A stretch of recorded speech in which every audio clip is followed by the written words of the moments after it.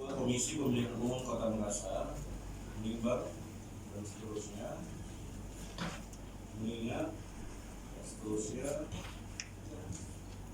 memperhatikan dan seterusnya, dan memutuskan menetapkan putusan Komisi Pemilihan Umum Kota Makassar tentang penetapan pasangan calon wali kota dan wakil wali kota pada pemilihan wali kota dan wakil wali kota Makassar tahun 2020.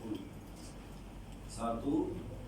Menetapkan nama pasangan calon wali kota dan wakil wali kota pada pemilihan wali kota dan wakil wali kota Makassar tahun 2020 sebagaimana tercantum dalam lampiran putusan yang merupakan bagian tidak terpisahkan dari putusan ini.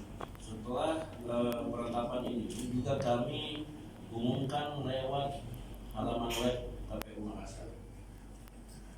Saya membacakan lampiran keputusan KPU Kota Makassar. Nama pasangan calon wali kota dan wakil wali kota Makassar tahun 2020. Ini urutannya sesuai dengan regulasi adalah sesuai abjad, ya.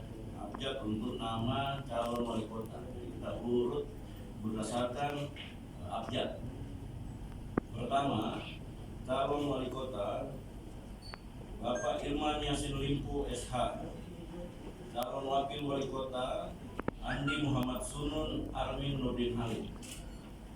Nama juga kami sesuaikan dengan KTP bersangkutan. Partai pengusung, Partai Golongan Karya, Partai Keadilan Sejahtera, Partai Amanat Nasional. Jumlah kursi 15 kursi. Kedua, calon wali kota Bapak Mong Ramdan Pomanto. Calon wakil wali kota Fatmawati Rusdi. Partai pengusung, Partai Gerakan Indonesia Raya Gerindra, Partai Nasional Demokrat Nasdem. Jumlah kursi 11 kursi.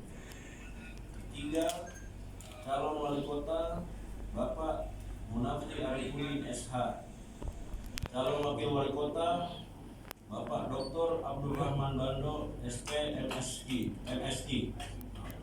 Partai pengusung, Partai Demokrat, Partai Persatuan Pembangunan, Partai Persatuan Indonesia Indo.